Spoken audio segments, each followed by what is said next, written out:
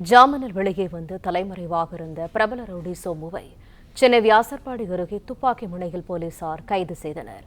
கூடுதல் தகவல்களை தருகிறார் எமது செய்தியாளர் கதிரவன். கதிரவன், வணக்கம். விவரங்கள் என்ன? வடசென்னையின் பிரபல தாதாவாக திகழ்ந்தவர் சோமு என்கிற சோமசுந்தரம். இவர் மீது 25க்கும் மேற்பட்ட வழக்குகள் இருக்கின்றன.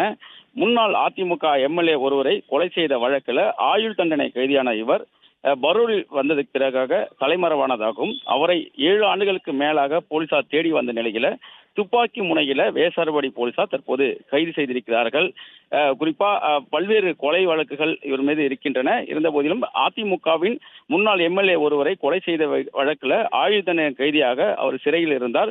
பரூரில் வெளியில் வந்த அவர் தலைமறைவானதாகவும் மாறு வேடத்தில் சிகை அலங்காரத்தை நீளமாக வளர்த்து அவர் மாற்றி சுற்றி வருவதாகவும் வேசார்பாடி பகுதிக்கு வந்திருப்பதாக கிடைத்த தகவலின் அடிப்படையில் துப்பாக்கி முனையில வேசார்பாடி போலீசார் தற்போது அவரை கைது செய்து விசாரணைகளை மேற்கொண்டு வருகிறார்கள். தகவல்களுக்கு நன்றி கதிரவன்.